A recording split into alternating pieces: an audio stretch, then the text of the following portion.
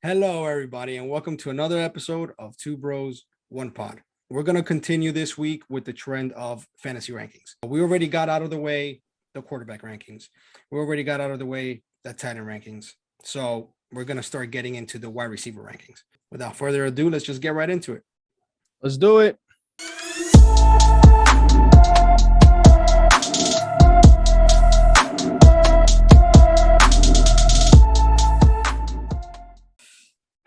My boy, how we doing? Good, bro. Wide receiver, a deep pool. Like you said, we got tight end out of the way. We got quarterback out of the way. It wasn't easy, but I would say, not too bad. But wide receiver, bro, adds deep. There's some teams that have 3 wide receivers that you're like, man, they could be great. You know what I mean? So it's a deep pool. It's a very deep pool, but it's a challenge, and I love a challenge. So I'm excited for. I'm ready. It was fun. It was fun Yeah. doing it. I'm not gonna lie. It was challenging. It was tough, but I had fun doing it for sure. How are you doing today, though? I'm doing good. I'm excited that I finally was able to recover my shirt back. Last week I had to go with the greatest quarterback that never was. So this week I'm going with a new up and comer. Well, not up and comer because people already know his name. He's already there. Yeah. You know what I mean? And he is very quickly becoming one of my favorite quarterbacks. So, I'm not a Chargers fan, but I am a Herbert fan. 100%. I love this guy. So yeah, man. Other than that, I'm excited for this episode. I'm really excited. Me too. All right. So like I said, in the intro, we're going to be speaking about wide receivers today.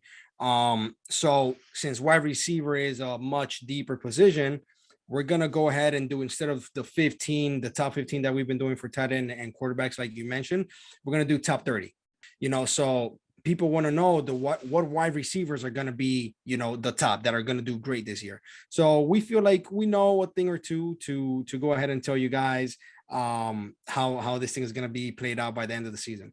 So we're going to do top 30 today. We're going to do ranks 30 through 16. And then next week, we're going to do ranks 15 through 1. Yep. So that's what we're going to end up doing today. I mean, listen, with wide receivers, we could literally go top 50.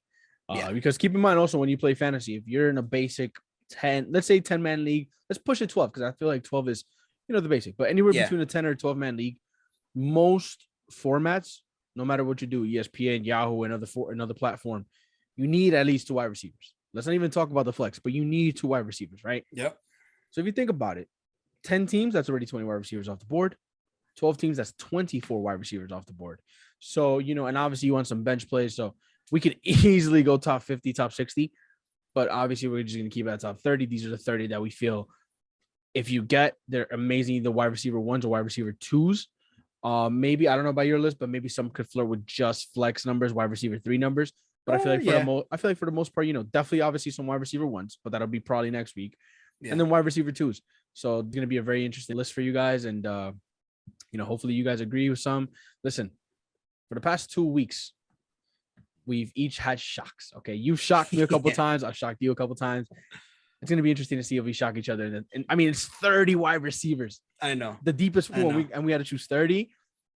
Something tells me we're going to have a few shocks along the way. I'm very excited to see if we get any similarities this time around, because for tight ends, we only had 1 in the same spot. For quarterbacks, we had 2 in the same spot.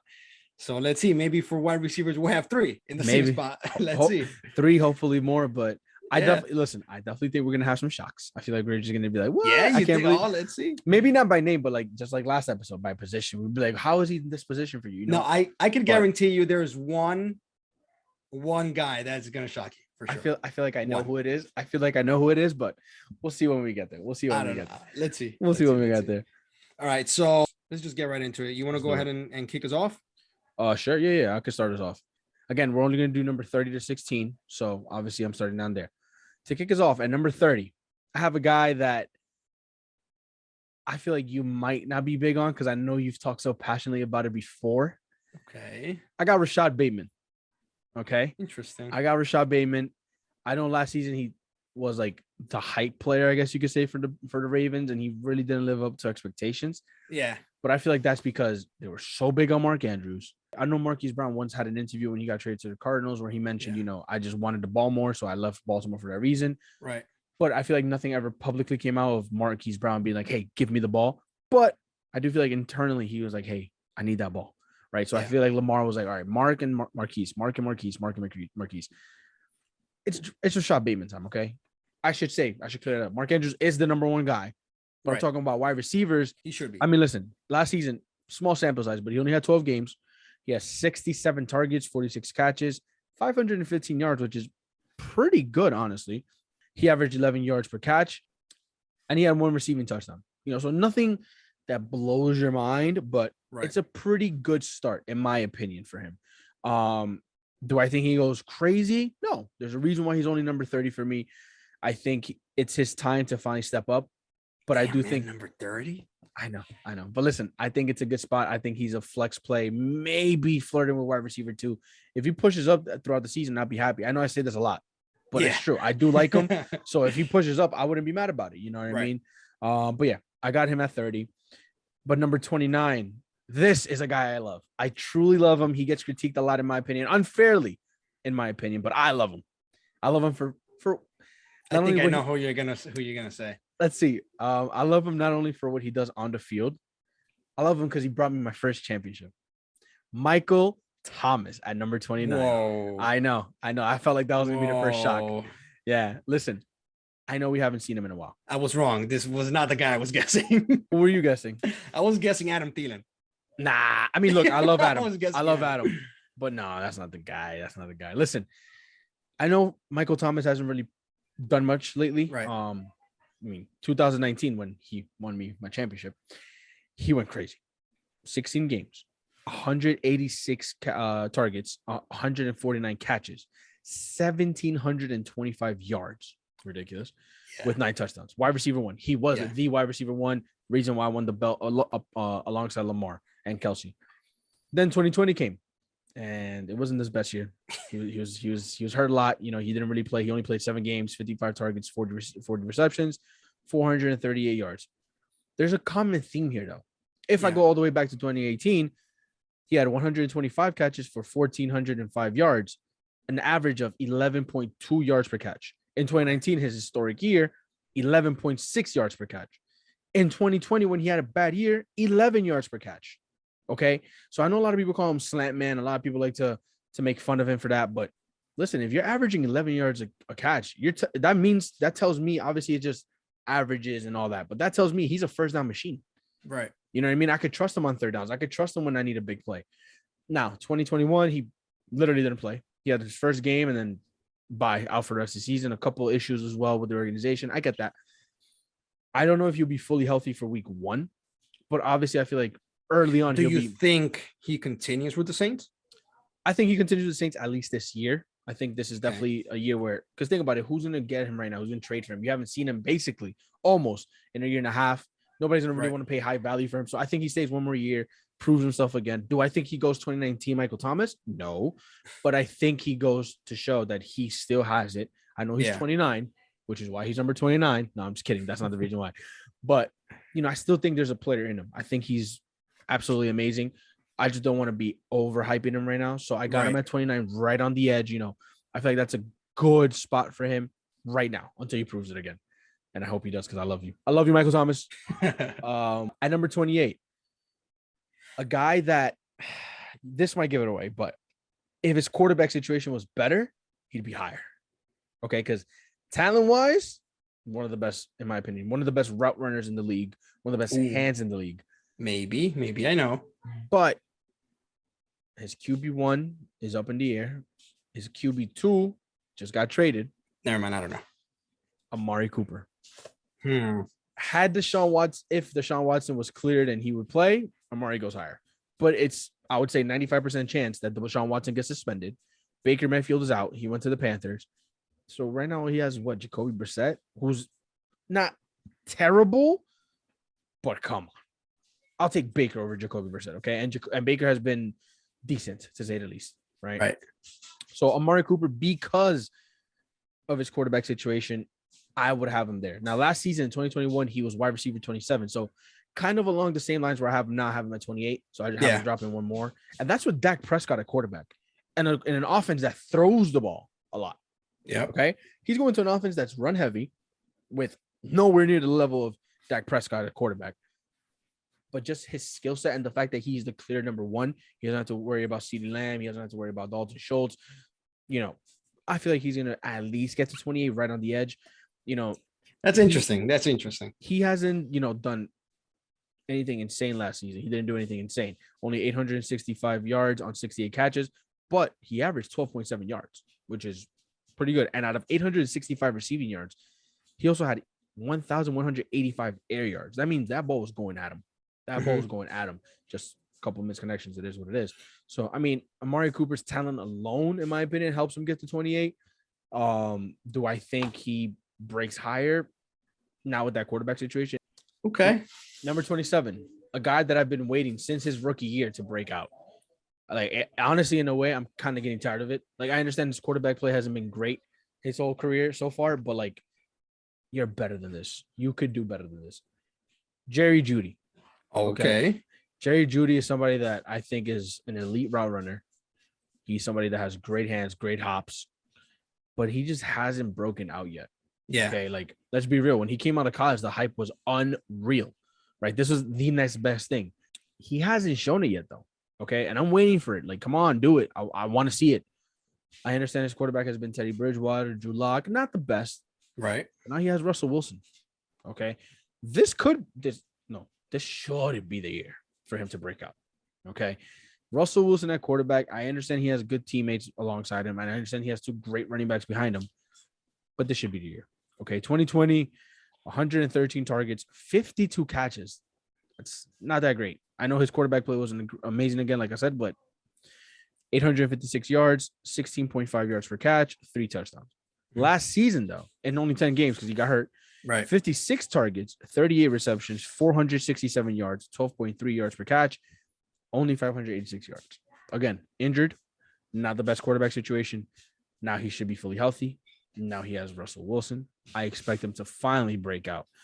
I have him at 27 just because, again, I want to see if it's the quarterback situation or if it's just he was overhyped coming up. Honestly, I think that's very low. And that should I just know, give you a little hint I know. Listen, where I know. have him. Listen, I have a feeling I know where you have Jerry Jeudy because just a little insider, guys. We've done some mock drafts before, and I've seen where you're taking him. Okay, I've seen where you're taking him. But listen, I want to get him higher. But again, as much as Russ helps, it's at the same time, it's like, all right, I want to see if it's overhyped or if the quarterback situation was really needed to change. If he still stays the same where he's flopping, let's say, I feel like I have him just right. But if it was the quarterback change that was needed, this kid's gonna go crazy. 27, he's gonna make me look dumb for having him at 27, but He will. that's okay. He will. That's okay. At 26, I have another guy who I love. Okay, this might not come as a surprise anymore, you guys, but clearly I love a lot of wide receivers here. Okay, a lot of the players here I love. Just a little quick sidetrack note. I'm big on being like a player fan, more of a team fan. Like, my teams are set in stone. Those are my teams, but there's certain players that I love. Yeah. So you hear me say that a lot. I love this player. I love this player. I love this player. And it's true. This guy I love, and I feel like he's just had unlucky situations throughout his whole career with quarterback. Worse than Jerry Jeudy, because he's been here longer than Jerry Jeudy. Okay. And that's my boy, Allen Robinson. Okay. Finally goes and gets this quarterback might be reaching, kind of, not yet. I'm not saying this year, but he certainly is reaching the end of his career. But he's, I would say, by far the best quarterback he's had his entire career. Without Matthew a Stafford. doubt. Like, Matthew Without a Stafford doubt. blows every quarterback Allen Robinson has ever had out of the water. Yep. So Allen Robinson coming into that offense, replacing Robert Woods, OBJ, who not there yet. Maybe he'll sign, but right now he's not there. He's the clear number 2 alongside Cooper Kupp, a machine, right? I just don't see it being bad for Allen Robinson. Yeah. There's no this way. kid has skills. This is one of the best, in my opinion, one of the best receivers in the league. Okay, with I hate to say it about Mitch, but a bad quarterback. Let's just be honest. Okay, 2019, 153 targets, 98 catches, 1,147 yards, 7 touchdowns. 2020, 151 targets, so about the same. 102 receptions, so even more. Yeah. 1,250 yards more. 6 touchdowns, 1 less. It is what it is. Last season, though, he was really, really off. He was hurt. The quarterback situation was back and forth. Justin Fields finally took over the end. 66 targets, 38 catches, 410 yards, only 1 touchdown. Okay, he was a flop. Let's be real. He was a flop. He ain't gonna do that with Matthew Stafford. There's no way. There's no way. He ain't gonna do that with Matthew Stafford. I'm excited for that connection. I'm over the moon. Okay. Now I want you guys to notice something. I don't know if you've noticed. I'm pretty sure you have, but people listening, my bottom 5, I hate to put it that way. That's why I put air quotes. They're all players that I'm like iffy on, that I feel could go higher, Yeah. but still it's like you got to prove it. Okay. Michael Thomas proved that you still got it after basically a year and a half out. Amari Cooper, as good as you are, your quarterback situation doesn't help. Jerry Jeudy proved that it's not overhyped, that you just needed a better quarterback. Allen Robinson, you've proved it already, but I want to make sure you could do it. Logic says you could do it in this type of setting, but you got to show it. And then obviously number 30, Rashad Bateman, proved that same thing kind of as Jerry Jeudy. The hype is real. Show me that now that you're the number 1, you can do it. But yeah, that's my 30 to 26. Again, players that I really like, but just you got to prove it to me first before I could get you higher. And if they get higher, again, cool with me. Understood. All right. I like it. I like your number 30 through 26. Let's see what you got at 30 to 26. I'm excited to hear this. Between 30, so there's this one guy that I didn't rank that you ranked in these previous ones that you just said. Can I guess what it is? Sure. Is it? Oh, wait. What are you gonna guess? You're gonna guess the guy that I didn't rank? That you didn't rank. Okay. Michael Thomas. Yes. Okay. Yeah. Go ahead. So I was stuck between him and my number 30 at number 30. I was like between Michael Thomas and this guy. Between Michael Thomas and this guy. Okay. Right. I was like, okay. I even switched them once, and I was thinking of switching them again, but then I was like, no. Because so you had Michael Thomas, and then you switched them out. Yeah, I had Michael Thomas. So I had this original guy that I had at number 30. I had him at number 30, and I had Michael Thomas out. Okay. But then I was like, you know what? No, I feel like I have to switch that. I have to put Michael Thomas in because, there's no way, like he's going to come back. I've been seeing videos of him, cutting, he seems healthy. He looks great, bro. He does. Great. He really does. But then I was like, no, I can't pick this guy over my number 30. Right. So my number 30, and so far we're 1 for 1, Rashad Bateman. Hey, okay. I'm not mad at it. We already started off hot. So I got Bateman at number 30. You pretty much already said, you already said everything that we had to say about him. So last season he was wide receiver 70. All right. And understandably so, he wasn't the main guy, right? Because you had Hollywood there, and he wasn't the second guy because you had Mark Andrews there. Right. And then behind that, they like to run the ball. Yeah. Right. So that's understandable. Like you said, the stats, he only played 12 games. But now that you got Hollywood leaving, Hollywood left behind 145 targets. Okay. Out of those 145 targets, he had 91 receptions. Okay. And with those 91 receptions, he had 1,008 receiving yards and 6 touchdowns. Just barely made the 1,000. Yeah. So with all those stats, Hollywood ended up being wide receiver 22, and he's not there anymore. He's not there. And also keep in mind, I don't remember the exact number, but I remember like in the beginning portion of the season, or maybe at the tail end, I don't remember too well. He was like for those weeks, he was like top 10 wide receivers. Yeah. Like he was going off. Yep. So, I mean, yeah, he was. You know what exactly. I mean? So the reason I have him at 30 is because when I compare Bateman to Hollywood, I'm sorry, but I give the edge to Hollywood. As of right now, I would say the same. Yeah. Yeah. I give the edge to Hollywood, and so I think he's going to kill it in Arizona. Right. But that's a conversation for later on. So I have Bateman at 30 because, again, Hollywood was wide receiver 22. I don't think Bateman is going to do that good. You got Lamar Jackson, who he loves to run the ball. I feel like he doesn't throw as much as you would want him to. And also keep in mind, they're getting their 2 actual running backs back and healthy. So. Exactly. You got the backfield who is healthy. All right. Not counting that, you have a quarterback that loves to run. Yeah. All right. And then you have the number 1 target, which is Mark Andrews, who for me is going to be the overall number 1 tight end for me. Yeah. Right. You said number 1. I said number 2. So pretty much. And then you add Bateman. Okay. So for me, I feel like I do feel his numbers will go up from just his numbers. Okay. Absolutely. Because like you said, 12 games. I'm sure if he stays healthy, he could play more than those 12 games. Yeah. The 67 targets, again, since Hollywood left behind 145 targets, he could easily somewhere between 90 and like 110 targets. I agree. Easy. Right. I obviously, like I said, he's going to be behind Mark Andrews. The running game is heavy for them. So that's why I was a little iffy between him and Mike Thomas. Yeah. But ultimately I ended up going with Bateman. So fair enough. What? Hey, we're 1 for 1 though. 1 for 1. I'm happy. You started off great. Yep. So at number 29, okay. I love this player again, and it's pretty much going to be just like you. I like all these players that I love here. But I am a little sad that I have him this low. I really am, because when this guy was, beginning with his team, he was a monster. Never dropped the ball, was great, but then somehow the other receiver always outshined them, and then real quick just became number one. I know who you got. So at 29, I have Adam Thielen. Yep. All right. So Thielen last season, he was wide receiver 28. So I have him pretty much in the same place. I have him at wide receiver 29. Honestly, I'm kind of shocked that he was 28. Like that actually took me by surprise. Wow. I know. When I ended up doing my research, and I was like, wait a second, wide receiver 28? I had no idea. I had no idea. Yeah. So again, I have him like in the same place, one spot below what he had last season, just because I really think Justin Jefferson is gonna take it to a completely different level. He's gonna go bonkers. All right. So last season, Thielen, he played 13 games. Okay. He had 95 targets, and out of those 95 targets, he had 67 receptions. With those 67 receptions, he had 726 yards. And this is the stat that really like I remember nice and this. juicy. I remember the touchdown. 10 touchdowns. Yeah. Yep. 10 touchdowns. So I think the yards will go up a little bit, just because since everybody's gonna feed off what Justin Jefferson is gonna be doing. Okay, he's gonna be able to move those chains. You got Dalvin Cook in the back, and you got Madison, who's also healthy behind them.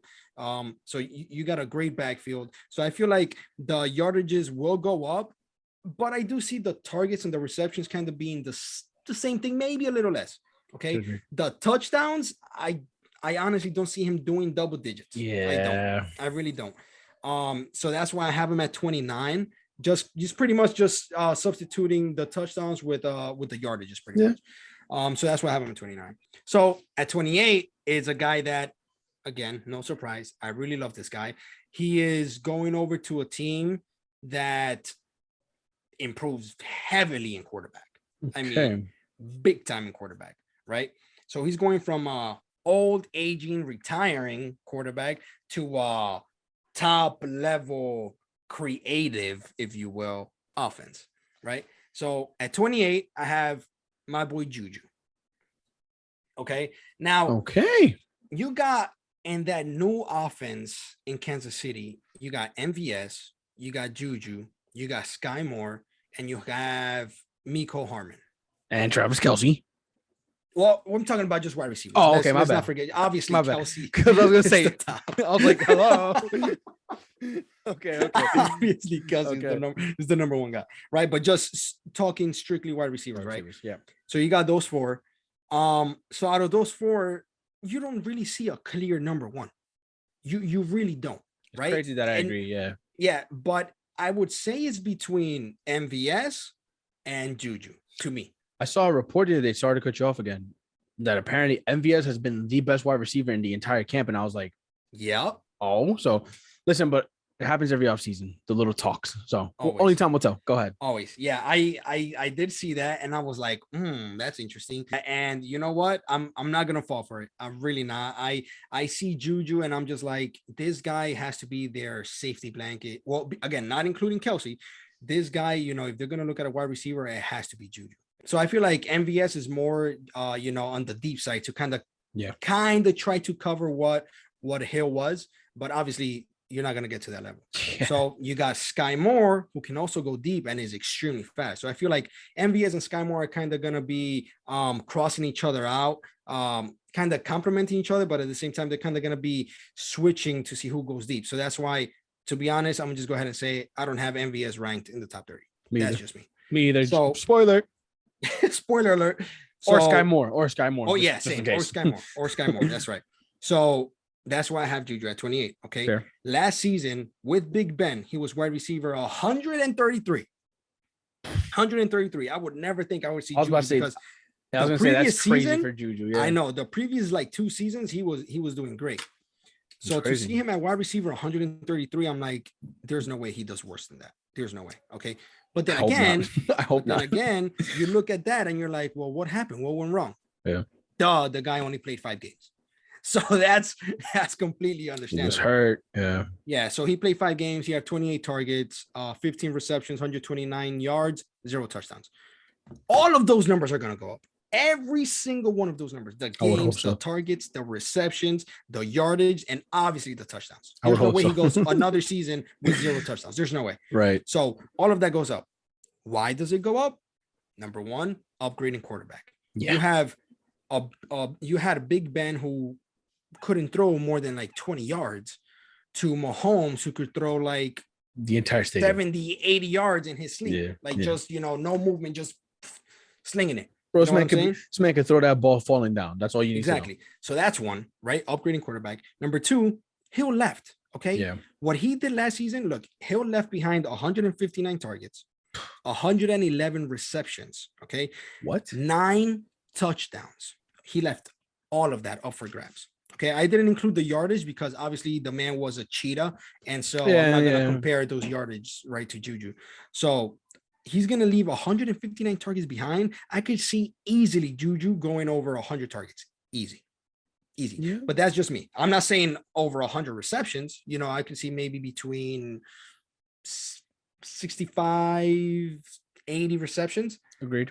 But I do see the targets being there. Okay. Because I feel like Mahomes and him are going to have an amazing connection. And again, and the toughness of the schedule, is a little bit tough, but again, I feel like that's going to help him a little bit more because not only can he go deep, but he can also do the slant. He's a really good route runner. And again, I feel like MVS and Sky Moore are going to be in charge going down deep. So all those nice little short yardages that they used to do with Hill, again, not comparing them, but still the little short plays that they used to do with him, I feel like that's going to be all Juju, 100%. So that's why I have him at 28. Okay. At 27 is my first shock, or I think is a shock. This man downgraded huge in quarterback, and he is a specimen. This man is a machine. Ain't no way. Ain't no way. Don't do it. Man, let me tell you. Don't say it. Let me tell you. DK Metcalf. Oh my God. Is 27 for me. Listen, as much as I hate to say it, I was looking at everybody ahead of him and I'm like, I have to do this. I have to put him at 27. I have to put him at 27. Let me ask you a real quick question, because I also saw this report the other day. Yeah. I remember I mentioned it. I think we were talking about trades or rankings. I'm not too sure. Don't remember off the top of my head. There was not an option that I brought up that I said might be hard because of the rivalry, but Jimmy G possibly being traded to the Seahawks. I mentioned that, and a couple of days ago I saw that it's a possibility. The Seahawks started talks. Maybe if Jimmy G goes to the Seahawks, does he go higher? He does. Yes. Okay. Right now I have him at not. 27. Right. No, I'm sorry, I can't do it right now. I'm going off what we have. Right. The quarterback is not even for sure. It could go Geno Smith. It could go Geno Smith. Okay. That happens, bro. Oh my God. So it's either Smith or Luck. Either one, I'm not convinced. Either way, I'm not convinced with either one. Yeah. Honestly, Metcalf would do better with Geno Smith. Okay, because last season, the 3 games that he had with that they both played together with that when Russ was out. Yeah. He was averaging. And by this, I mean Metcalf. Metcalf was averaging 17.2 fantasy points per game. Okay. That's pretty That's good. not bad. That's not bad. For a Geno Smith as your quarterback. Exactly. For Geno Smith as your quarterback. Out of those 3 games, though, the receptions weren't that many. It was only 14 in all 3 games combined. 14. So that pretty much tells you a little bit that they were just pretty much going deep, right? It was just deep. And in all 3 games in total, he had 3 touchdowns. So pretty much touchdown per game. Yeah. Not bad, right? Not bad. But I feel like that's just a little preview of what would happen if Geno Smith would be there. Like, they're only going to look for him a deep ball. That's it. That is it. He might get a touchdown every game. Sure. But I feel like at a certain point, like those 3 games, Geno was like in the zone. I don't know what it was. He was trying to keep the games close. The games were actually pretty entertaining with him there. Yeah. But I feel like him being the starting quarterback, he hasn't been a starting quarterback since, I believe, 2013 with the Jets. All right. I think so. I'm pretty sure that's what it is. So now if he was to come out here and beat Luck, I'm sorry, but the inconsistency is just going to be through the roof. And we are only going to depend on Metcalf for deep balls and touchdowns. Listen, that is it. Not to be disrespectful to Geno, But if Geno Smith wins the job over Drew Lock's time is up in the league. Like straight up. Like that, it's Yep. time to go. It's time to go. Yep. So even though I do like the numbers with that he had, the 17.2 fantasy points with Gino, it was only 3 games. That's Right? true. It was only 3 games. You got Gino. It's like if you lock down Metcalf, I mean, yeah, it's hard to lock him down, but if you double coverage him, do something, it's not like the O-line for Seattle is that great. Okay. That's not. You think Gino's not gonna at have all. enough time, or not even Gino? Forget Gino. Locke is gonna Anybody. have time to Right. throw. Forget about it, bro. Forget about it. Yeah, you got the running backs coming back, so they might be leaning a little bit more towards running backs. And then you still got Lockett there. You know what I'm saying? He's Mr. Reliable. That's very You know true. what I mean? So that's why I have him at 27. Now, another something that I did find interesting is that the schedule is pretty favorable for them. But again, I can't trust either quarterback. I really cannot trust Yeah. either quarterback. And so sadly, as much as I hate to say it, I have him at 27. Wow. So, there's that. At number 26, I have Higgins at number 26. Nah, say psych right now. Say psych right now. Tell me you're playing. Bro, Higgins at number 26 to close this little section out. I need to take a walk. How high do you have this guy? This is insane. This is insane. I need to take a walk after this. Oh my Listen to me. god. Listen to me. That's back-to-back shocks. Listen to me. Uh-huh. Last season, he was wide receiver 24. So Okay. I'm not switching that much off. Yeah. Okay. It's not that much off. Yeah. Okay. He played 14 games. Out of those 14, he had 110 targets. Mhm. Okay. 74 receptions. And he went with those 74 receptions, he had 1,094 receiving yards Mhm. with 6 touchdowns. Mhm. Great numbers. Yeah. Great numbers. But yeah, he was 24 overall for wide receivers. Okay. I see him getting about the same thing. I see him getting around the same target, same receptions, maybe even 80 receptions. I do see him getting 1,000 yards. I do see that. However, the toughness of the schedule is what I'm a little worried about. It's like it's average. It's average, but I do feel like something that the Bengals have to do more is include Boyd and have him participate a little bit more and have him get more receptions, just because if they could do all 3, I feel like they would have been able to win that Super Bowl. If they would have been able to consistently have all 3 wide receivers have receptions, having their running back, I feel like that would have been ideal.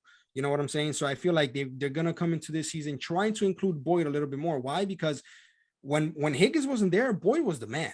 He was nasty. He was nasty. So regardless, from 24 last year to 26 this year, it's not much of a difference, but I do have him going down 2 spots. So that's my 26. Let's take a wow. breather. I need it because let me tell you, with 27 with Metcalf, it's like it's a shock. I see your logic. I'll tell you this, might be a little bit of a spoiler. I also have Metcalf pretty low, just not 27, obviously. Okay. But T Higgins at 26, man. Yeah. That one just wow. But hey, man, that's the beauty of ranking. We all have. I could say Cooper Kupp is 30, and everybody obviously will look at me crazy, but that's my opinion. You know what I mean? And either we look like geniuses next season, or we are not even close. So that's the beauty Better of luck it. next time. Better luck next time. And I love it. I love the challenge. Like we said, it is a challenging thing to do. Yeah. We're doing our best, but I don't know how many other people would think that's a shock. T Higgins at 26. Honestly, I don't think many people would think that's a shock. I really don't. We're going to put it up for a poll. We're going to see how many people think 26 for T Higgins is too low, too high, or just right. We're going to figure that one out. But yeah, that was wow. So now that we got that out of the way, give me your 25 through 20. Okay. Let's start off like this. This is a guy who I feel is getting, when I did my research, I saw that there was a lot of hype on him, let's say. Okay. And I get it. There's a lot of talent there, but I'll explain my reasons why I have him so low. 25, Brandon Cooks. Okay. Last year he was wide receiver 20, Ooh. and obviously, being in the Texans, like, it's arguably the worst team in the NFL. Right. Davis Mills, I've said it before, I'll say it again. I don't think he's a bad quarterback. Do I think he's elite? not even close. But I think he's a serviceable quarterback until they find their quarterback in the future. Like he's not bad. Yeah. But I just feel like there's so much hype on him. I think I saw one ranking that had him at top 10, and I'm like, whoa, like take it easy. Like he has Yeah, that's talent. crazy. He has natural talent. He's a really good player. It's the reason why he's played for teams that he has, but he's also getting to a point where his career is almost coming to an end. He's injured every year. Bro, I mean, but he's still also pretty young. He's 28. Yeah, but like think about it. He's 28 with all this injury history. Yeah, that's true. Why do you think That's he true. can't stick around with the big teams? Not because he's bad. His body just can't hang. Yeah, So, you know, that's true. and the Texans now, like, yes, he's the clear number one. He's phenomenal, but like, it's the Texans. It's the Texans. That's what I'm gonna say. Okay. Listen, but last season, he did pretty well. He had 16 games, 133 targets, 90 catches, 1,037 yards, with 6 touchdowns. Not bad. I remember Yeah, at one point, it's good. he was like top 10, top 15. And I Yeah. was like, wow, this is shocking. But then, you know, he dipped. He dipped. And I think he dips a little bit more this year. The 90 receptions, I see them going down. The 1,037 yards, I'll say I can maybe keep him there at 1,000. The 6 Okay. touchdowns, I don't know. It's iffy. Like, I don't know how many touchdowns the Texans will score, period, this season. I don't know how many of them will be passing. So it's tough. I do think Gonna have to disagree with you on that one. I know. I have a feeling you have Brandon Cooks a little higher, but for me, Brandon Cooks at 25, like I don't know. I just don't see him, you know, keeping that same level, I'd say. Yeah. But that's just my reasoning. Literally, the main reason is he's on the Texans. Okay, he's on the Texans. I completely understand. He's on Texans. At 24, a guy that you talked about already. Probably, in my opinion, one of the coolest names ever to play football. Okay. Juju Smith-Schuster. Yeah. What a name. What a name. Yeah. Just real quick to what you said, wide receiver 133 last season. You would think, wow, he sucks. He only had 5 games, like you said. So I want to bring it back a few more seasons. Last season, you already talked about. 2020 also had a low year for his standards. Right. 16 games, 128 targets, 97 catches, 831 yards, 9 touchdowns. Okay. Really good in the touchdown department. Everything else kind of lacking. The year before that was even worse. 12 games only, 72 targets, 42 receptions, 552 yards, and 3 touchdowns. But I want to point out one more year, his best year, 2018, where everybody was hype about him. Yep. 16 games, 166 targets, insane. 111 catches, also insane. 1,426 yards, 7 touchdowns. Keep in mind all these stats I just told you. He wasn't the number one option anymore. Nope. Sorry, at that point, he wasn't the number one option. Antonio Brown was. He was a number 2 option. And he still produced like a wide receiver 1. Yep. You know what I mean? So, listen, I don't think he got those numbers based off of luck. I understand having Antonio Brown helps you a lot because there's not too much attention on you. Yeah. But he has real talent. Yes, lately he's been criticized, rightfully so, let's be honest, for, you know, being more about social media and being funny and being hip and whatever. He's still a young guy. Let's keep that in mind. But he's going to Andy Reid's offense. And this is no disrespect to Mike Tomlin, who I think Mike Tomlin is one of the best coaches ever. But I feel like the Steelers had, in a way, kind of given up on him. Yeah. He is not going to a coach who's going to kind of make him feel like he could be himself. Yep. But work hard. You know what this reminds me of?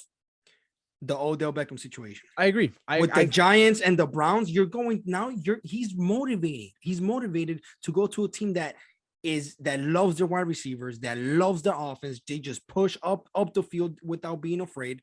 That's what Juju is to Kansas City. Not only that, to me, it's just, again, kind of what you said with the Browns and the Giants. OBJ was kind of more like in a strict manner, like you have to do this, you have to do that, you have to do that. Yeah. Juju, in a way, I feel like in Steelers was the same thing. You have to do this, you have to do that. Now he's going to a coach who's, not to say that Andy Reid or that Sean McVay are pushovers, because I mean I don't know them, but they don't seem like them.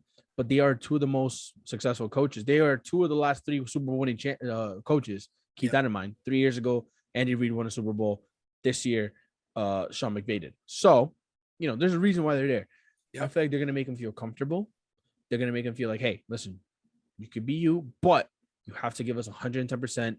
You have to show us that player is still there. And like you said, he is not overall the number 1 guy. Travis Kelce is. So it's kind of like his AB again. Right. He could focus on all right, you know what? I'm the secondary option. I'm going to get a lot of one-on-ones. Let me show them what I can do. Yep. So do I think Juju goes back to 2018 Juju? Maybe not to that standard, but close. I think he gets close enough. Good enough to be wide receiver 24 for me. And I hope he goes higher because Fair enough. Yeah, same. Me Love that too. guy. Me too. However, I don't think he does because I think don't think so. Mahomes keeps being inconsistent. No, he doesn't.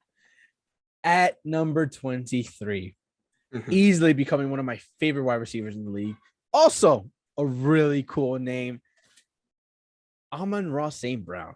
Really? Yup, that's Okay. my guy. I wanted to Okay. get him higher because, as everybody knows by now, the Lions are basically my second team, and I wish I could get him higher. But as good as he I'm was last surprised season, you didn't. I'm surprised you listen, didn't. last season he was wide receiver 21.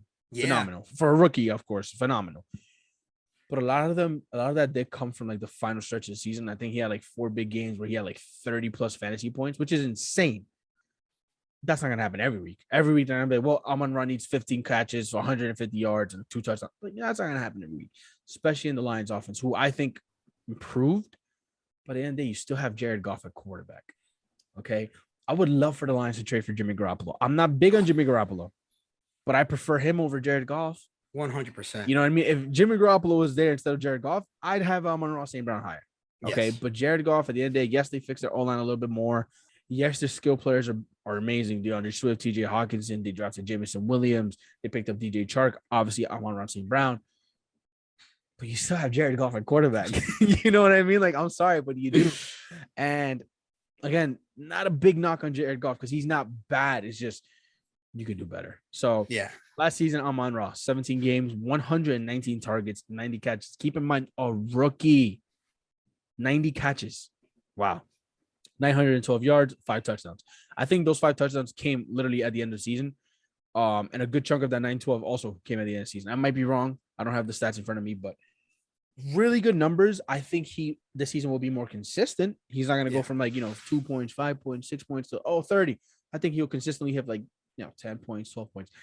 It's just, again, I don't know if I could get him higher than this. I want to. This is the one guy that for sure I hope proves me wrong. I hope he breaks into the top 15. And I'm like, yes, but I don't know. I look at my list and it's hard to pick the other guys below him. Oof. And the next guy is one of them. Again, I told you I wasn't big on him. Okay. But that's this is, what number is this? 22. Okay. And again, the skill is just, I understand his quarterback situation is terrible, but okay. DK Metcalf, bro. Like you said it yourself. Right, okay. That's a whole specimen of a man. Like this guy is seriously. This guy is literally built different. Like people say that nowadays for everything. DK Metcalf is built different. 100%. Okay. Bro, have you seen the video when he gets blindsided and the guy doesn't even move? Against the 49ers, I think it was. Bro. But we're talking about a man who was 6'3", 228 pounds of muscle. Like this guy has a track star. Bro, I think this guy if he has like 3% body fat, that's a lot. Okay. This guy's insane. And last season, again, Russell Wilson at the start, but then Russell Wilson was hurt basically, didn't really play the whole season, almost the whole season, I would say. Not really accurate if I say that. This guy's still ranked wide receiver 14 with Geno Smith, like you said. Is Geno Smith, Drew Lock the answer at quarterback? Probably not. Do they trade for Jimmy G? Maybe. If he does, I'll tell you this, he goes into his top 15. But as of right now, he's not there. Right. So I got DK lower than I would want him to at 22, but definitely higher than you at 27. I think DK's talent is just too good to worry about. Like, I think literally what I remember, completely different skill set. I think about DeAndre Hopkins, how many years he went with a terrible quarterback, but year in, year out, he was your dependable wide receiver 1. Yeah. Okay, you don't have nowhere. Oh, who's the quarterback? They just picked him off the street. Oh, okay, we're fine. DeAndre Hopkins got it. You know what I mean? Like, DK Metcalf, I think, can do it. Do I think he ends up top 10? No. Top 15? Maybe, possibly, just because of the skills again. But I think top 22 for sure, in my opinion, even with Drew Lock, even with Geno Smith. The biggest thing is obviously stay healthy. He hasn't really missed too many games, but he has been injured at least once throughout every year of his career. His rookie year, 2019, 100 catches, 58 receptions, 900 yards, 7 touchdowns. Last year, 2020, sorry, not last year. 2020, he did pretty good. 129 in terms of targets, 83 catches, 1,303 yards, 10 touchdowns. Last season, he had the same amount of targets, 129. He just had less catches, 78, less yards, 967, but still 12 touchdowns. This guy's a touchdown machine. Yep. Okay, touchdown machine. Bro, in 3 years, this guy has 29 touchdowns. Yep. Let's average that out to 30. That's 10 touchdowns a year. That's beautiful. That's honestly though another reason why I have him at 27. He had 12 touchdowns last season. I don't think he goes double digits this season. I could agree with that. I could agree I with don't that. think so. I ain't even mad at that. I could agree with that. I could agree with that. But yeah, he's just somebody that I feel like the skill set is just too good to ignore. I Yeah. can't just put him lower than that. No, I agree. I can see why you have him at 22. Yeah. I can see that. But to finish off at 21, a guy that I'm actually really high on, and I hope he proves me right with at least being 21. I wouldn't shock me if he goes higher, but at least 21. Cortland Sutton. Okay. Whoa. Yeah. Really? Yeah. Yeah. What, too low? Bro, I don't have him. Oh, wow. I don't have him. Jeez, that's another shock. Listen, I I'll do tell you not this. have him. You obviously have noticed. I don't know if you guys noticed. I have him higher than Jerry Jeudy. Why? I feel like a lot of people are forgetting what Cortland Sutton can I do. think that's insane to me. Listen. That is insane to me. Cortland Sutton with a bad quarterback was one of the best wide receivers in 2019. I'm looking at it right now. He had 126 targets, 72 catches, 1,112 yards with 6 touchdowns. Yes, 2020, I think it was his Achilles that he tore, or maybe his ACL, I don't remember. Yeah. Only 1 game, 6 targets, 3 catches, 66 yards. Like, that's not bad still for one sample size game. And then last season, again, he came back very limited though. Like, they didn't really want to push him too much, but he still did 98 targets, 58 catches, 776 yards, 2 touchdowns. Okay. Now you're throwing him in there fully healthy, a full off season to work, and Russell Wilson at quarterback. Bro, I understand Jerry Judy's there. I understand Javonte Williams, Melvin Gordon are there. But Cortland Sutton, bro, people are forgetting he's that guy. Cortland Sutton is that guy. With Russ there, he ain't gonna be that guy no more. Telling you, It's bro. gonna be Jerry Jeudy. I see Jerry It's gonna Jeudy be as Jerry I Jeudy. see it as this. Russell, I think, is gonna see Jerry Jeudy as his Tyler Lockett and Cortland Sutton as his DK Metcalf. I promise you, bro. I have big hopes for Cortland Sutton. I hope he proves me right. I hope he proves you wrong. I'm very big on him. I like him a lot. Last year, again, limited game time, and he was wide receiver 44. So yes, I have him 21. It might be a little too high, but I'm just big on him this year. I really am. I like him a lot. Hopefully, he proves me right. If he proves me wrong, then damn you, Cortland Sutton. But yeah, that's my 25 to 21. Okay. See what you got? I like it. I like it. So at 25, I have the guy that you had at 26 in Allen Robinson. My boy. Yeah, one off. Close enough. So last season, he was a wide receiver 81. Like you said, he had 66 targets, 38 receptions, 420 yards. Right now, crazy. one number that really jumps out at me that I'm like, that's insane. That I can't believe it was this low. The 1 touchdown. Yeah. That is insane to me. And now he's going again. It reminds me almost to that Odell situation.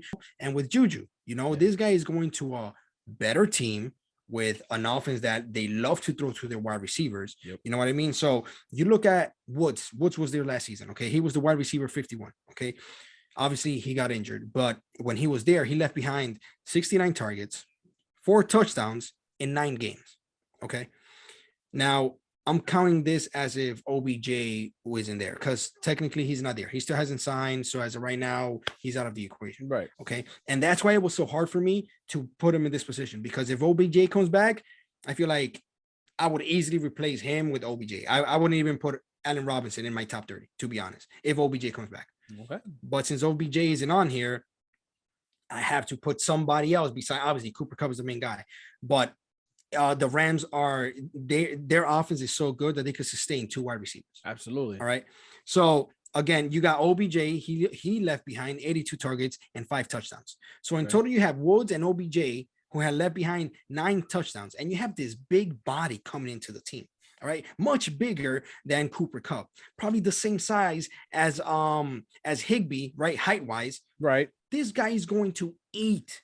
So I see him going between 85 and 95 targets and 100%. Again, last season he had 38 receptions minimum this season 50 receptions and somewhere between 7 and 9 touchdowns. Easy. I can agree. Easy. So that's why I have him at number 25. At 24, I have the guy you had at 25, Cooks. So we just keep bumping them pretty up. much just bumping them. Yep.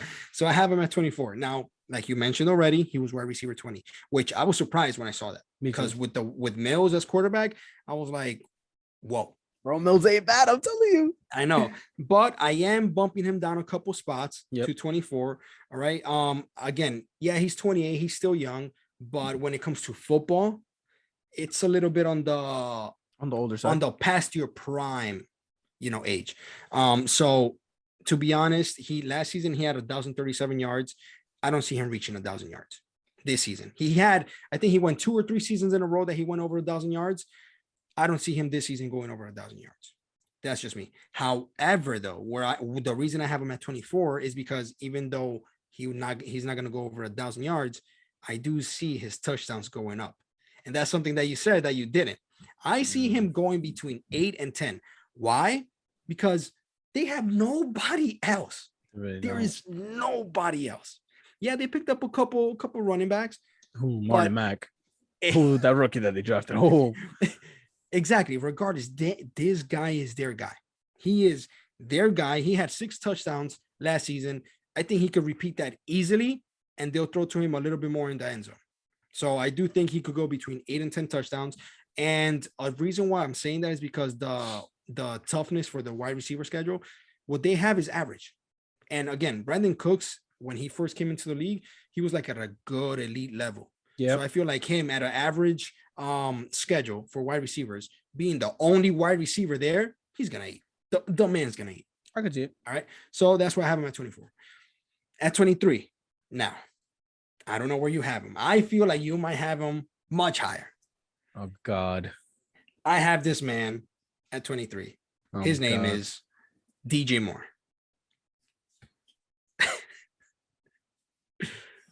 Okay, that one's not a shock. That one is not a shock. That's a major shock to me. There is no way. Bro. There is no way. Bro, Look. DJ Moore. Listen. Wide receiver 18 last season. Great. Great. Sam Darnold. With Sam Darnold, you're right. And now you got Baker. But you got to remember, when Baker was with Cleveland, it's not like Landry was eating targets, but it's not like he was, top 30 wide receiver either. Yeah. You know what I mean? And so you're going from a run-heavy offense in Chubb and Hunt to a team that is run-heavy offense in CMC, which is pretty much both of these guys combined. Yes, granted, Yo, the hold on. That's injuries. crazy that you say that. And like the minute you said that, it just hit like, you're not even wrong. He could run like Chubb and he could catch like Hunt. That's insane. Exactly. But I feel like they're still going to be utilizing him. Why? Because Baker is still new to the offense. He's Yeah. not going to know everything, the whole playbook. He's not going to know that, right? And we understand that he's a little bit of a hothead. So especially that first week when they play against the Browns. Okay. I'm so excited for that game. So I feel like in order for him to kind of get into the rhythm with the team, they're going to have to lean heavy on CMC. Okay. And let's not forget that Robbie Anderson is there as well. He is a wonderful deep threat. Yeah, he's already, he's past his prime. But I feel like with a good quarterback like this, he'll be able to do a little bit more damage. Okay. So again, DJ Moore was wide receiver number 18. He had 17 games.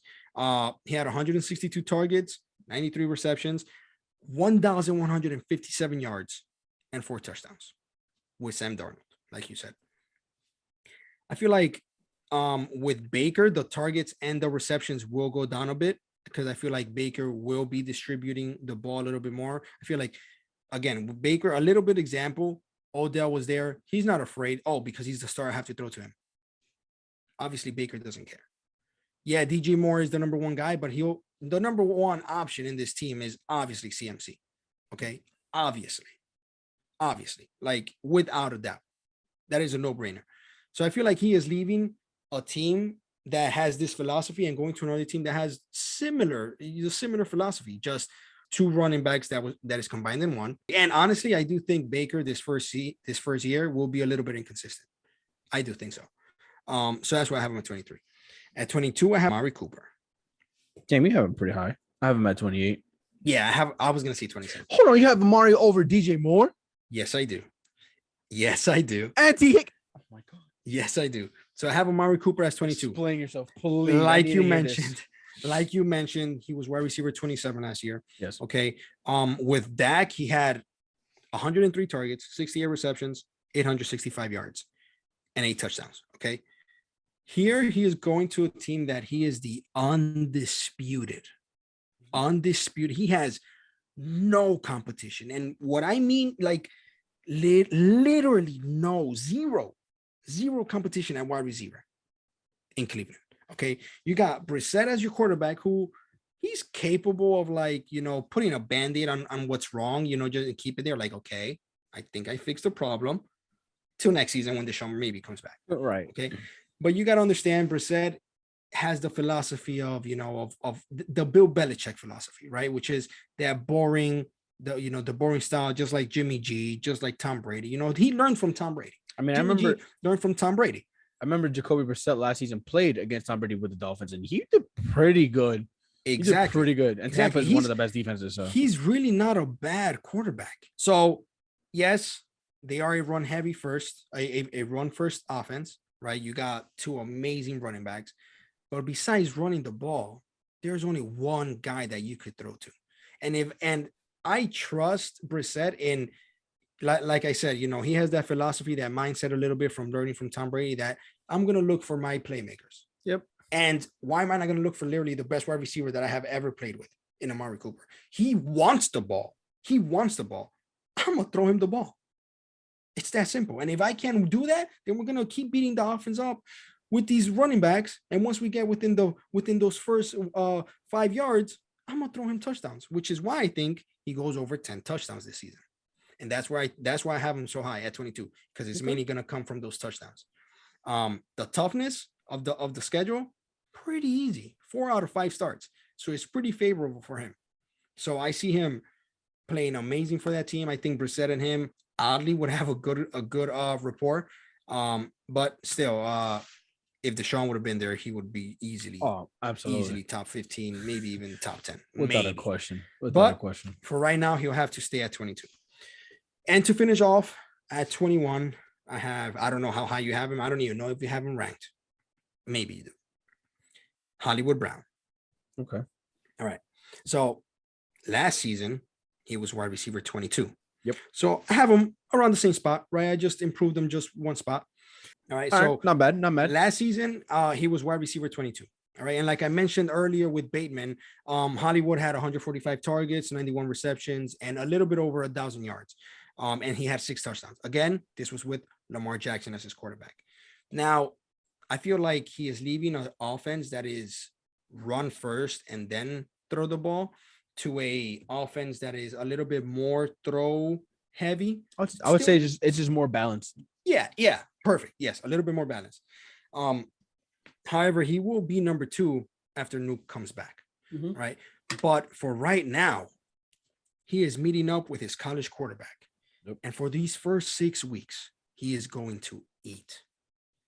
This man is going to eat, bro. Yeah. Like, you have no idea.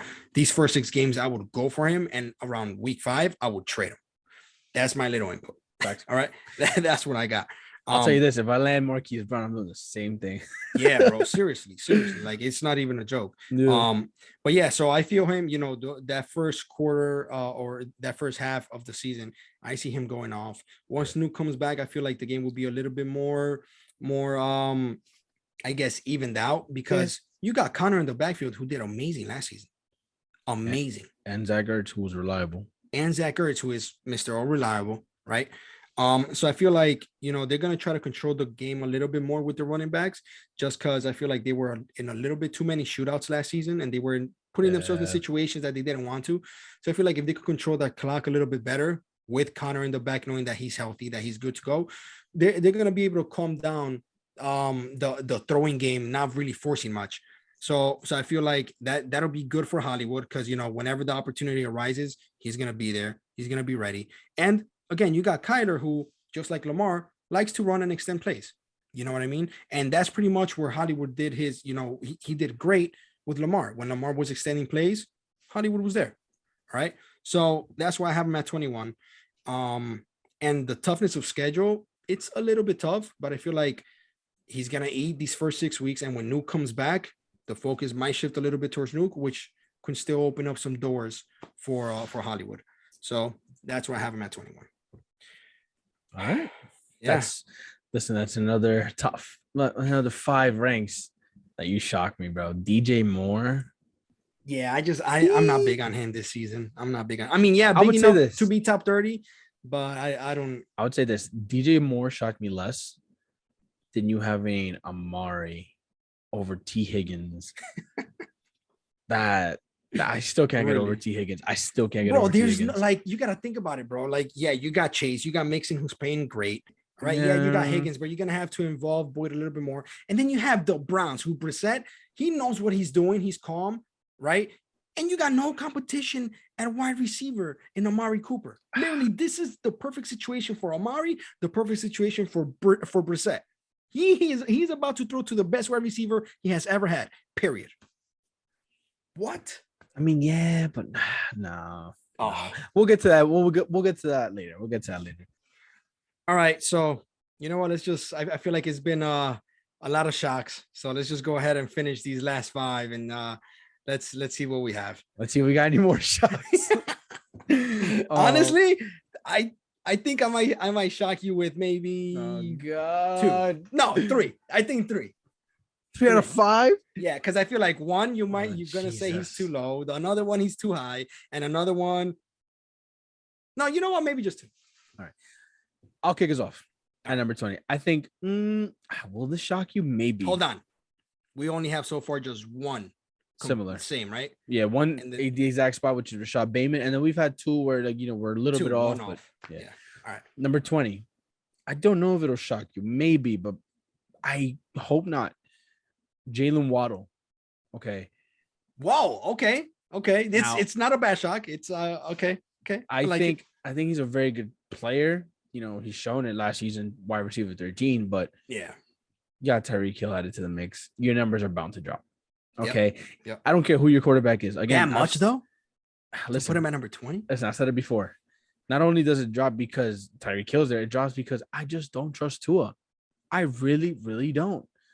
You know what I mean? Like, I understand he did this with Tua, wide receiver 13 with Tua. I get that. Exactly. No, I get that, but like, I don't know, bro. I just don't trust Tua, especially with Tyreek Hill. I feel like the Dolphins are going to be so focused on Tyreek Hill because of the money they're paying, because of his name, that it's not like Jalen Waddle's going to take a big step back, but I feel like he's just not going to produce back to what he did wide receiver 13. Right. I think 20 is, to me, the perfect spot. If he goes up, I can see him going up maybe like 16, 17.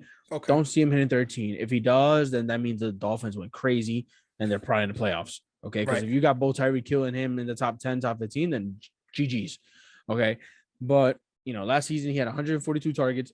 That's going to drop with Tyreek Hill. 104 catches. It should drop. I would say it drops to like 80 catches, maybe 90. Okay. 1,015 yards. I see him at like 900 yards, honestly. And 6 catches, 6 touchdown catches. That could probably go up because I feel like all the attention is going to be at Tyreek Hill. Right. But with Tyreek Hill, it's so hard to defend him. I understand most teams last season with the Chiefs said, yo, let's just get a safety over the top. Let's cover 2. And we'll be fine. But the Dolphins are going to learn from the Chiefs' mistakes, and they're going to start finding a way to involve Tyreek Hill without worried about the deep ball. And that's where Jalen Waddle might get hurt because Jalen Waddle is really good in the short to medium routes. He could hit it long as well, but like short to medium, that's his bread and butter. Yeah. And if they add Tyreek Hill to that mix, I just see him being affected. I got him at wide receiver 20. I think he's a phenomenal player, though. Don't get me wrong. I really like him. It's just, I right now, I can't put him higher than that. Okay. Number 19, my boy. I think we had him kind of close. Hollywood Brown, Okay. Yeah. I had him at 21. 21. So just 2 off. 2 off. Marquise Hollywood Brown, last season wide receiver 22. So I got him 3 higher. You only had him 1 higher. Don't have to talk too much about it. You mentioned him with Bateman. You just talked about him literally like 2 minutes ago. So all I'm gonna say is my opinion is, I agree with your strategy. I think if I get Marquise Brown, I'm gonna ride him out for 5-6 weeks, and then I'm like, hey, anybody interested? If I could get a good deal. But I also feel like he's just gonna fall off the face of the earth just because DeAndre Hopkins came back. Nah. I do think in the first 6 weeks he ends up being like top 10, top 15 because Yeah, that's I agree. the guy. Yeah. Then DeAndre Hopkins come back, like you said, he'll take a step back, but he's still gonna be phenomenal. Yeah. Like he's a good player, and he has a quarterback that throws more, like you said, a system that's meant to throw more. Right. and I think he's gonna thrive over there in Arizona. Okay, so do I I think think he ends so. up? Do I think he ends up top 10 throughout the whole season, top 15? Probably not. But I think 19 is fair. You know, right on the cusp of 15, right above 20. I think 19 is fair. I like the kid. I just want him to prove to me that you're not just all hype. It's Right. it's it's really that simple for me. Um, Number 18. This one might be a shock. Wide receiver 12 from last year, Okay. Mike Williams. I'll tell Whoa. you why. Whoa. Last I season can was feel Herbert saying, what? listen, I'll say this. It's not anything to do with Herbert. Has nothing to do with Chargers, because if anything, that Chargers offense just got better. Okay. I'm not gonna be saying that, oh well, Herbert's gonna not throw him that ball. That's not the issue. The thing I have is, yes, last season he was great. 129 targets, 76 catches, 1,146 yards, 9 touchdowns. Great. But why are we pretending like he's not injury prone? Like, yes, he had last season, thankfully, wasn't really injured. I never wish an injury on anybody, and that is not what I'm doing. But knock on wood. But it's Mike Williams. He's known for being injured. Okay, besides 2021, he played 9 games 2017, 16 games 2018 full season, 15 games 2019 and 2020. But See, that's not that many injuries. but listen, that doesn't mean he played the full game. Because listen to the target. I'm not going to tell you the reception. Just listen to the targets. 2017, 23 targets in 9 games. 2018, 66 targets in 16 games. 2019, 90 targets in 15 games. 2020, 85 targets in 15 games. Last year, 129. Okay. That was only his second ever time going over 1,000 yards. The only other time was 2019 when he hit 1,001 yard, but he only had 2 touchdowns. Okay. If we're talking about fantasy points per game, like his average, he goes, again, going back down from 2017 to now, 2.3 points per game, 11.1, 10.8, 10.2. And last season, he went crazy with 15.4. Now, a lot of people say, yeah, it's only up from here. And I hope so, because he's one of those guys that you want to root for I him. think that page has turned. I hope so. I hope those injuries are behind him. I hope that everybody said it. He's made out of glass. I hope that's not the case. He's a big body wide receiver who has elite hands. He's very underrated in my opinion, but it's because of his injury. So hopefully I'm wrong and hopefully he doesn't get hurt. But if he does get hurt, it's not gonna be one of those, haha, I told you. It's gonna be just like, oh well, I kind of knew that, Right. And if he gets hurt, he's not gonna produce like he did. Wide receiver 12, that ain't gonna happen. Keep in mind, for a good chunk of the season, I would say half of the season, he was like wide receiver 2 or 3 or something. Yeah. And then he just slipped down again and ended up wide receiver 12. So I got him there. I think that's fair, at 18. But 17, one of my favorite wide receivers in the league.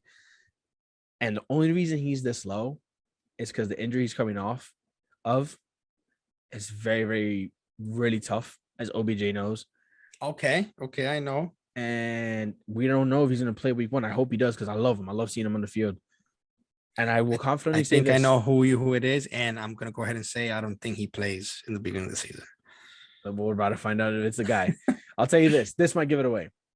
I will confidently say that if I had him in my fantasy football playoffs last season, I would have won the championship again. Never mind. He was my flex play. He was my flex play. Chris freaking Godwin. Wait, yeah, I was right. Come on, man. I was right. Listen, he got injured. Yeah, exactly. Week, I think it was like week 14, 15. Yeah, 14. All I remember was against the Saints. It was against the Saints. Chris Godwin, I love him. I think talent-wise, he's top 12. Talent-wise, top 12.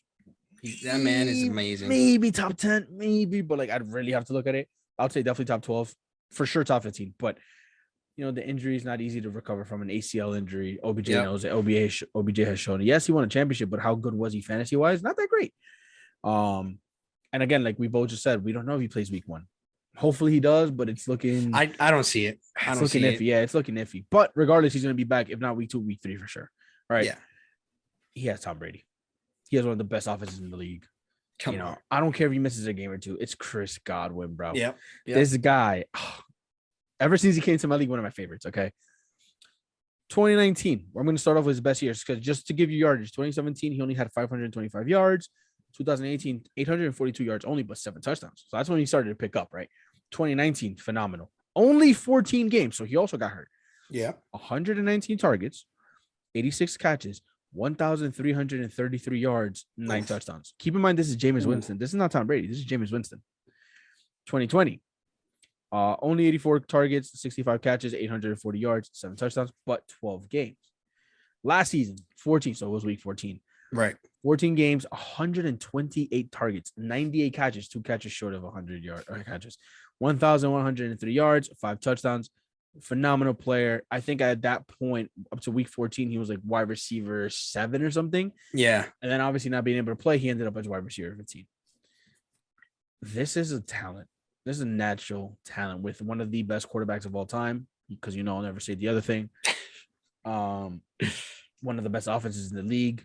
So I just don't see him going lower than 17, even if he misses a game or two. He's missed a game or two every season of his career, and he's still in the top 15 every year since 2019. So, I love the guy. One of my favorite wide receivers. I'll tell you this: if I have a chance to draft him, I'm drafting him. I don't care if he doesn't play week 1. That's my dude. Yeah. I love the guy to pieces, and hopefully he recovers and hopefully he's ready to play. Oh, I really hope he does. I really hope. I love watching that man play. Yeah.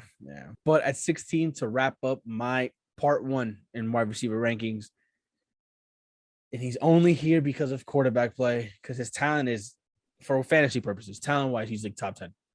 But quarterback play just drops him to 16. And this might be the biggest shock for you.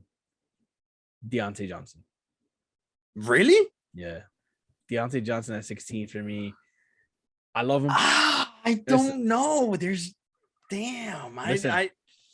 I think he's one of the cleanest route runners that have come out lately. He's still young. It's his 4th year in the league.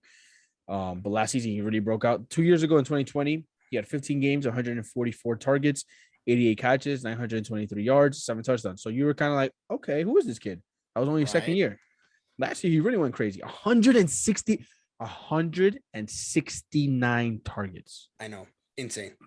107 catches, 1,161 yards, 8 touchdowns. I understand it was Big Ben.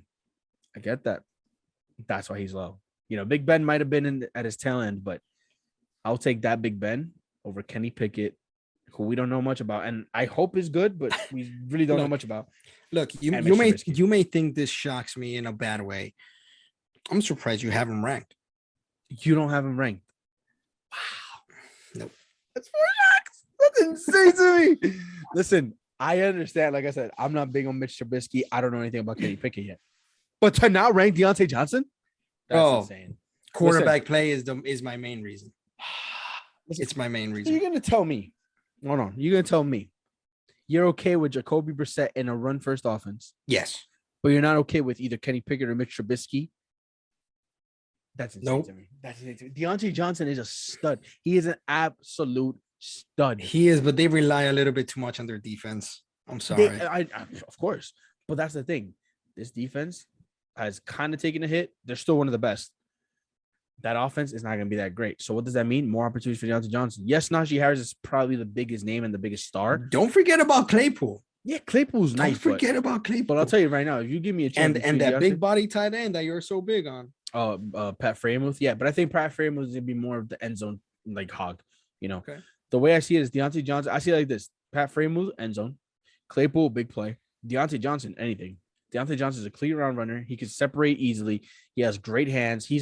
Okay, I shouldn't say that because he has a lot of drops. A lot of people complain about him for that. I mean, 169 targets and only 100 and some change catches. You got some issues. Not with Pickett, bro. But as the thing, the way I see it is with Pickett as his rookie quarterback, you think Pickett's going to be risking it, throwing it down the field to Claypool? Or he's just going to go to Najee, honestly. He could go to Najee, but that's it. I don't know. Deontay Johnson, I feel like he's too good to pass up. Just like DK. To me, it's just like DK. Like, they're too good to pass up for me not to put them. Deontay Johnson. Listen, he's definitely top 35 for me. Just not top 30. Oof. I don't know. I know it's a big shock. Trust me. I was struggling with this one too, but I don't see it. I'll wrap it up with that. 16 for me. You guys will get my top 15 next week. That's my 30 to 16. Let's see what you got from 20 to 16. All right. So to wrap it up, right? At my number 20, I have Pittman. Okay. Yeah. So last season he was wide receiver 17, so it's not that far off, just three spots of a difference. He played a full season. He played 17 games. He had 129 targets, which is a lot. All right. Yeah. Out of those 129, he had 88 receptions. And with those 88 receptions, he had 1,082 yards and 6 touchdowns. All right. Great. Really good. Again, obviously, no wonder he was wide receiver 17. Yeah. However, I do think the targets and the receptions do go down. I feel like the reason why I'm saying that is because the quarterback, it changes for me from Wentz, who would extend the plays more and actually move around. He would have the legs to really, just give the wide receivers, their playmakers, a little bit more time. You Okay. got a Matt Ryan who doesn't really move that much. Yeah, he has the vision, he has the experience. I get that. But I just feel like the targets and the receptions will go down a little bit. However, the pretty much like what he did here with the 1,082 yards last season, I do think he flirts around with 1,000 yards. I Yeah. can see that happening. And around the same touchdown anywhere between like 5 and 8. Not that much difference. So that's there's really nothing much to say about him. I just feel like, in my opinion, I feel like he downgraded in quarterback. All right. I really do think Wentz was a little bit better, or will be a little bit better than Matt Ryan. But hey, only time will tell. Only time will tell. At number 19, I don't know where you have him, but I have Mooney at number 19. I'll tell you this. I don't have Mooney ranked. I wanted to.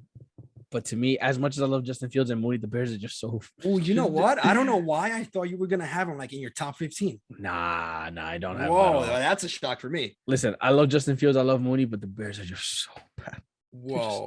All right. So okay. It's okay, hard. It's hard. But listen, I hope he breaks in. I'll say that. Listen. I like it. Look, last season he was wide receiver 23, which again, with that offense, you're like, how did he end up wide receiver 23? Right. So this is how. 17 games. Obviously, there's no other wide receiver there. He had 140 targets, 81 receptions, 1,055 yards. Nice, right? 4 touchdowns. Nice and even. All right, cool. To get wide receiver 23. The toughness for the wide receivers is pretty average. Now, I feel like this has to be the season for Fields to step up. Okay. Yeah. Like, he has to step up. Okay. And I feel like in order for him to step up, the one way that's going to help him out, it's Mooney. I feel like last year they ended up getting something nice together, and they're just going to build up from there. And he'll get pretty much the same numbers. Honestly, that's what I think.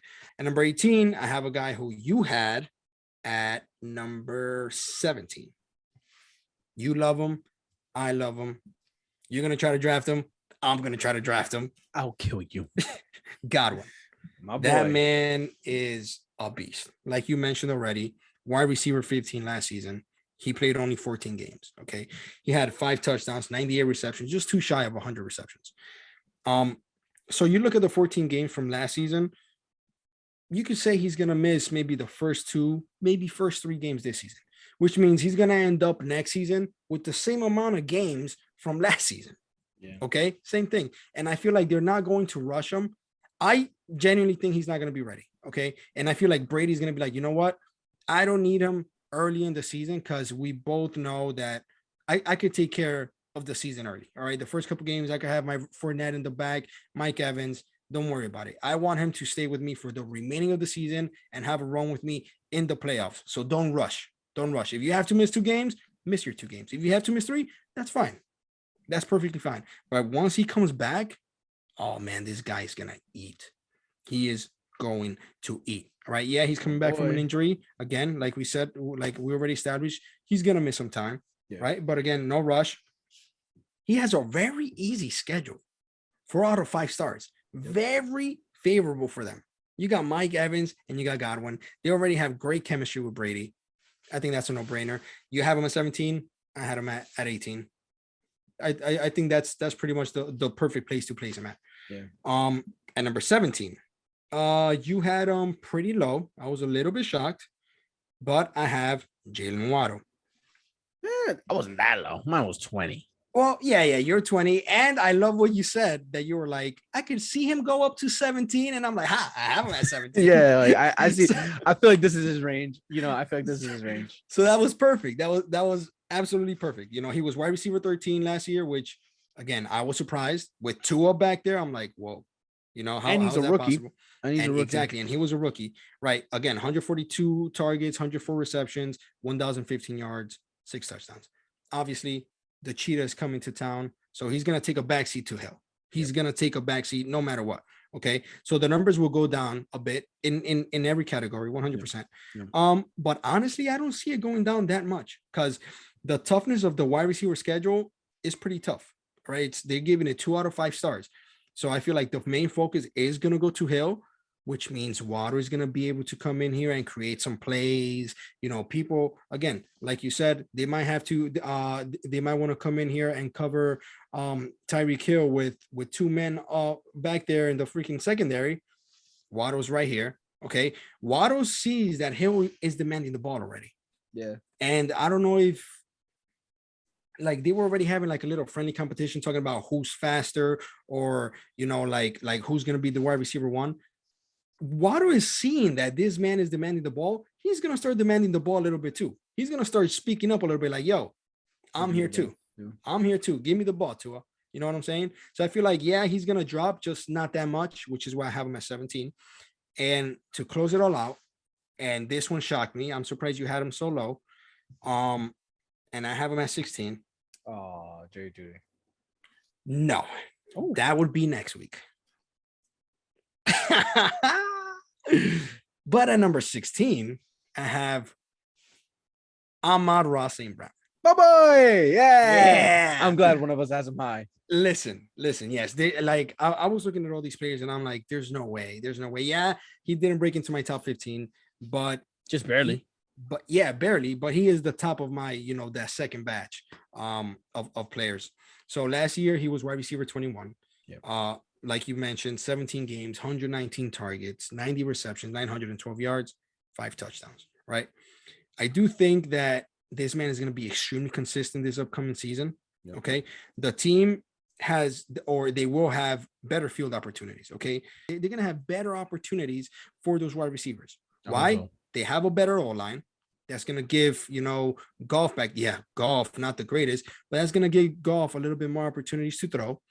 And then if that doesn't work out, you got a much better and improved defense led by Hutchinson. All right. So this defense is going to be putting the offense in better situations to score. All right. So I do feel like out of these 119 targets, 90 receptions, and 912 yards, every single one, and the 5 touchdowns, every single one of these categories will go up. I think the receptions go up. I think he goes over 100 receptions. I think he goes over 1,000 yards. Okay. And I think he goes between 8 and 10 touchdowns.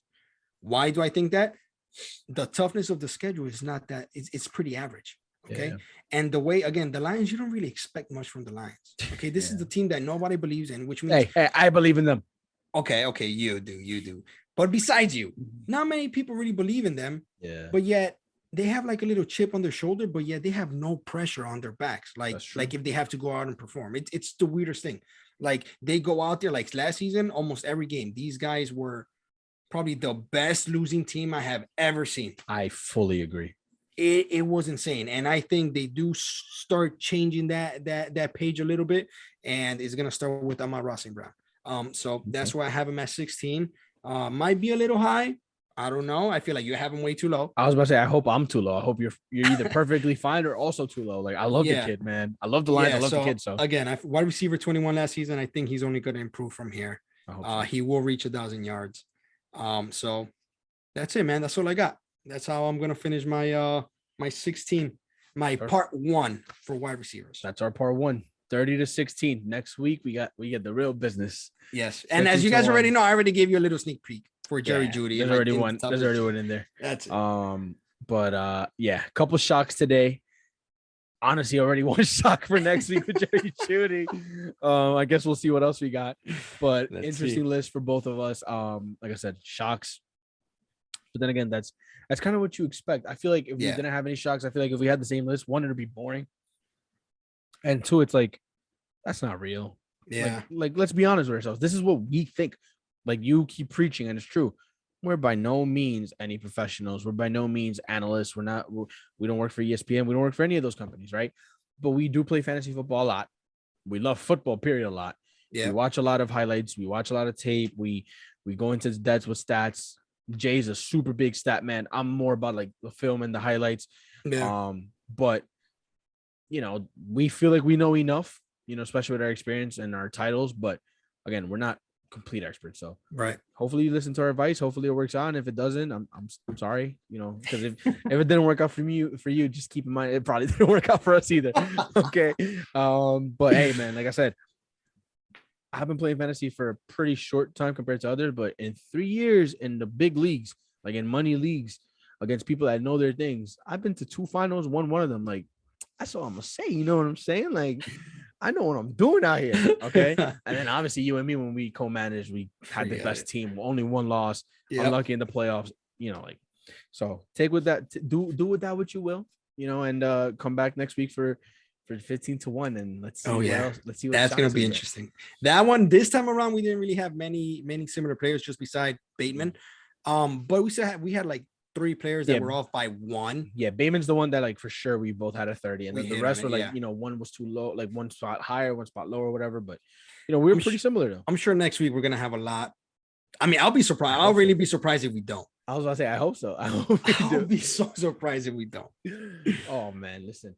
I know I'm wearing an OBJ jersey, when he was with the Giants, but he's not in my top 30 for obvious reasons. He's hurt and he's not with a team. So I guess if he was to sign with the Rams, would he have been in your list today? No. Or next week? No. No? He would have definitely been on my list today. No, because of the fact that he's not playing until like week 6, week 7. So I'll tell you this. He still would have been on my list. I'll give you guys one quick insight. DeAndre Hopkins. I had him in my top 30, the bottom 30.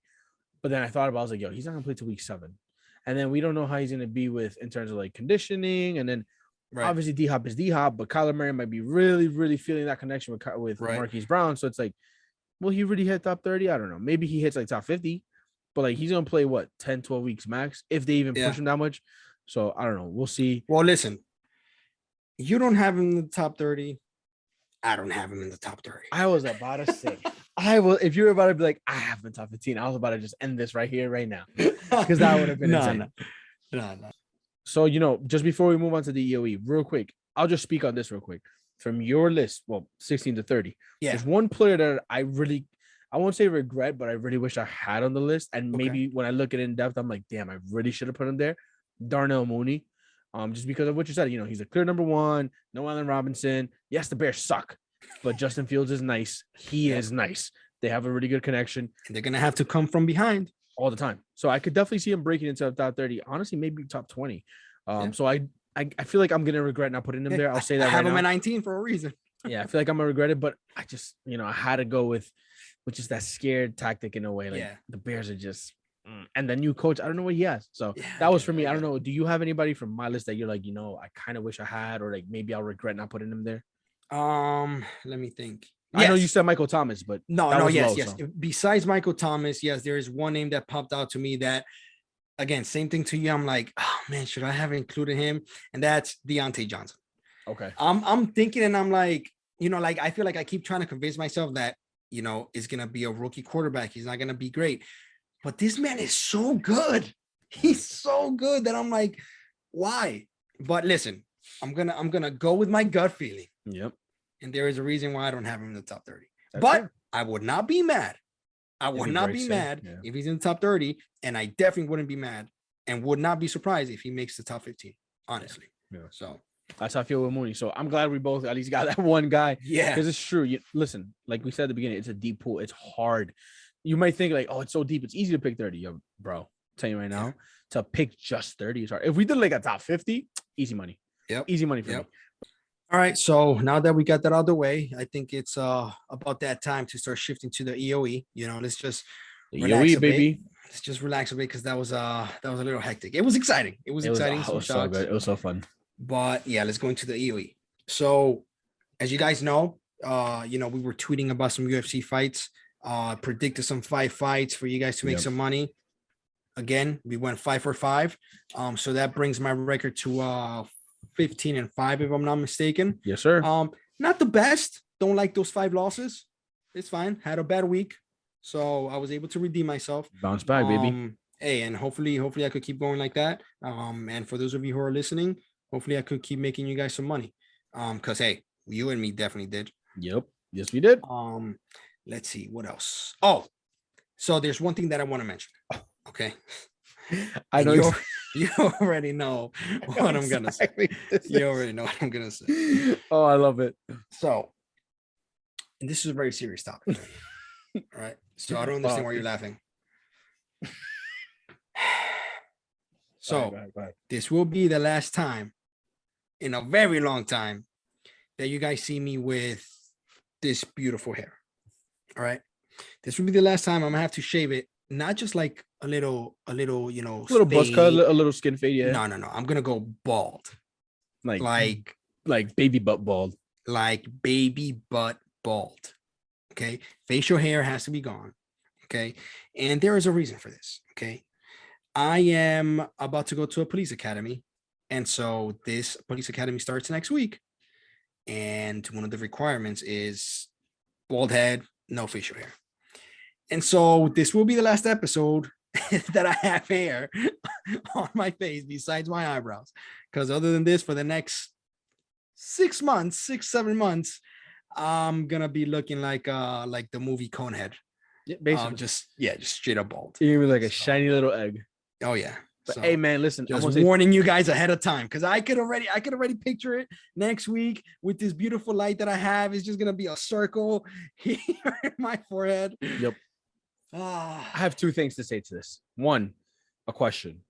Will you show us this bald head every episode, or will you be wearing hats, be wearing like little something? I'm not afraid to show my bald head. All right. I already had to do it twice before, once with the Marine Corps, once with another academy that I had to do for corrections. Yep. So that's fine. I don't care. So sometimes I will be giving you guys the wonderful treat of seeing me bald, and some other times I will be wearing a hat. So let's just see. I guess depends on my mood. Depends on the mood. Let's see how risky I feel. Fair. Yeah. And number 2, I just want to say, in all seriousness, man, I'm proud of you. Congrats. You know, joining the police academy. This is something that's massive for Jay. So guys, in the comment section, if you could just give him a thumbs up, congrats, wish him luck. You know, it's not gonna be easy, but I know you'll push through. I know you got this, man. Like I said, this is your lifelong dream. Proud of you. Keep it up. And I can't wait to see that bald ass head of yours. Well, besides that, that's all I got. What you got? Perfect. Listen, it's a short EOE today for sure. There's not much that, again, kind of how it's been the past few weeks. Not much has been going on. You know, a couple rumors here and there in every sport. Like literally, what I heard recently, the Jazz going to basketball. The Jazz are willing to trade Donovan Mitchell.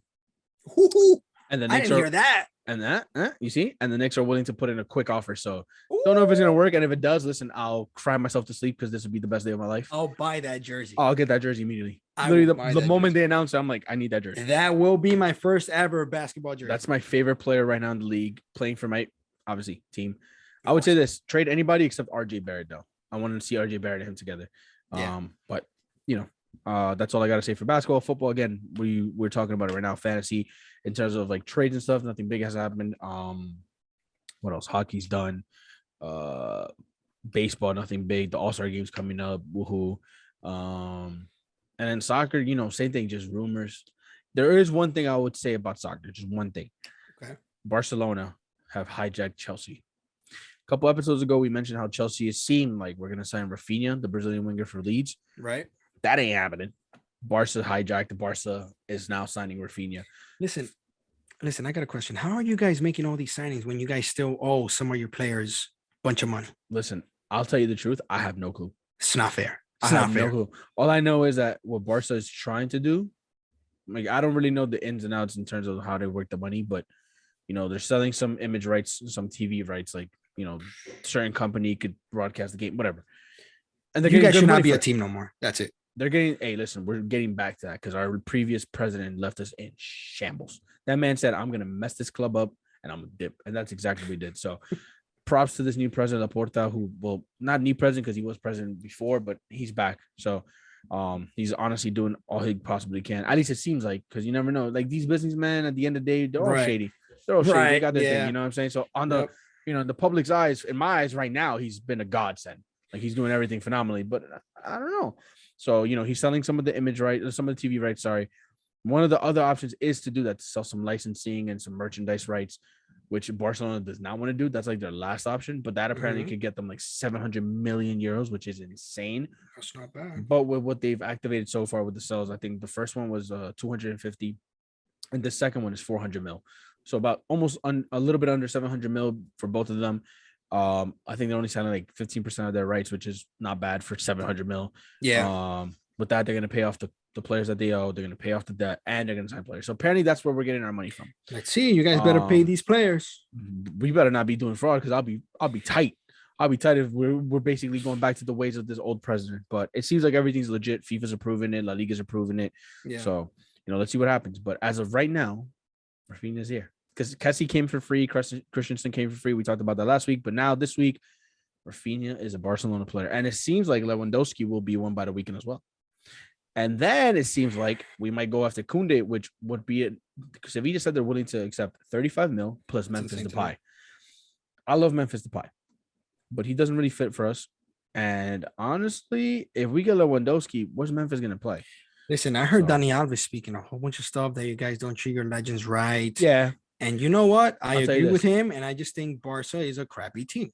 I'll tell you this. Of course you say that. I'll tell you this. I love Dani Alves to death. Best right back I've ever seen. Don't tell me you're about to talk crap about him. Oh, I'm not going to talk crap. But I will say this. I think he's just salty, because I think he does have to look himself in the mirror. And yes, I do think the way we let him go was bad, because he was just asking for a 6-month contract. Like, he's like, yo, just let me be here. I'm not asking to be a starter. Just let me be here, be able to train, be able to be with this, like have some games, have some competition, just so I could go to the World Cup. But at the same time, he does have to look himself in the mirror. And let's be real, he's almost 40. When he played against the big teams, he was not up to it anymore. Like, he was getting cooked every time he played a good winger. You know what I mean? He was getting destroyed. Listen, you owe it to a club legend. Oh, exactly. That's what I'm saying. So I would have done it. I would have done it if I was the president. But at the end of the day, like I said, these are businessmen, especially in Spain. Bro, what has Florentino done to Ronaldo, to Ramos? Look what he's doing to Marcelo. Listen, we're not talking about Real Madrid right now. No, but what I'm trying to say is, like, it's Spain. Like, people say it all the time. And Spaniards, they kind of have no heart, bro. Like, they don't care, especially when business is business to them, yo. Yeah. And like, they're proving, like, yes, this is a club legend. This is by far the best right back we've ever had and probably ever will have.